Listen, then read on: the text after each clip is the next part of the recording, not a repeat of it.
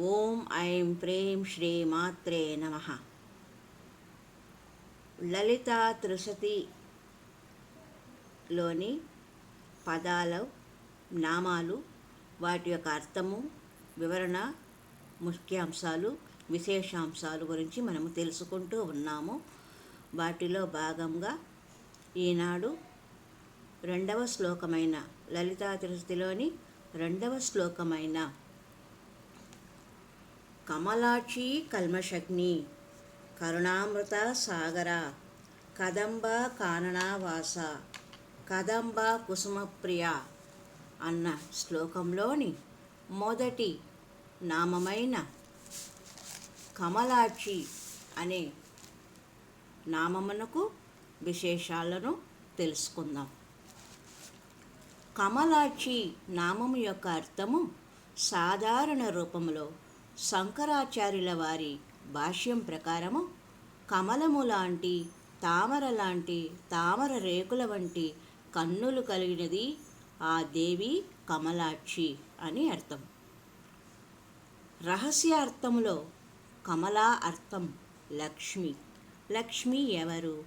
విష్ణు ప్రాణవల్లభ, విష్ణు వామాంకస్థిత, విష్ణు మాయ, విష్ణు శక్తి మొదలైన శబ్దాల వలన కమల అంటే లక్ష్మి అని అర్థం.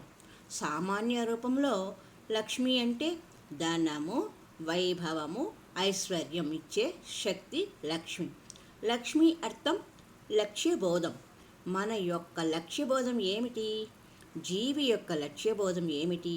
పరమాత్మను చేరుకోవడమే కదా. చైతన్యం పరమ చైతన్యంతో లీనమవడము అంటే బ్రహ్మ ఐక్యము కావడం. ఇది మన అందరి యొక్క లక్ష్యబోధం. ధనము, వైభవము, సంపత్తి, ఐశ్వర్యము, సుఖం వీటితోనే అని మనము అనుకుంటూ ఉన్నాం. అంటే అసత్యం యొక్క పక్షము వహిస్తూ ఉన్నాం. ఈ కనిపించే దృశ్యమాన జగత్తు వాస్తవం కాదు. ఈ జగత్తు పుట్టింది, పెరిగింది, చివరికి నాశనం అవుతుంది. దీనిని సత్యము అని అనుకోరాదు. సత్యం అనేది నిత్య, సత్య, నిరామయ, నిర్మయ, నిసంగపూర్ణమైనది. ఆ శక్తియే సత్యము. ఆ శక్తి విష్ణుభావములో, శివభావములో, మన సాన్నిధ్యంలో ఉన్నది. ఆ లక్ష్మి, ఆ శక్తి మనలను లక్ష్యబోధం వైపు నడిపిస్తుంది. మనలను ముందుకు తీసుకొని వెళ్ళి మన ప్రజ్ఞలో, మన లక్ష్యబోధంలో స్థిర బుద్ధి, స్థిర ప్రజ్ఞ మనకు కలిగిస్తుంది. లక్ష్యబోధమును చూడటానికి కళ్ళు కావాలి. ఈ బాహ్యమైన కళ్ళతో మనము లక్ష్యబోధాన్ని పరిశీలించలేము. పరిపూర్ణ బ్రహ్మను ఋతంబర ప్రజ్ఞ అని అంటాం. సత్యంలో నిండిన ప్రజ్ఞ చైతన్యం యొక్క 7వ అవస్థగా చెప్పబడినది. ఇక్కడ చైతన్యం యొక్క అవస్థను ఎవరు అనుభూతి పొందుతున్నారు? నీవు అనుభూతి పొందుతూ ఉన్నావు. నీవు అంటే బాహ్యమైన నీవు. బాహ్యమైన అనుభూతి పొందటం లేదు. అంతరంలోని నీ చైతన్యం అనుభూతి పొందుతున్నది.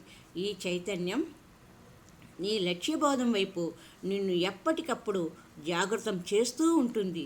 ఇలా జాగృతం చేసేదే అంతర్చక్షువు యొక్క అంతర్దృష్టి. బాహ్య దృష్టితో మనము ప్రపంచాన్ని చూస్తాము. మనము అంతర్దృష్టితో అంతరంలోని శక్తిని, ఆ పరాతత్వాన్ని అనుభూతి పొందుతూ ఉన్నాము అని కమలాక్షి అన్న పదానికి ఉపోద్ఘాతము చెప్పుకుంటూ ఉన్నాం. హరి ఓం తత్సత్. శ్రీమాత్రే నమః.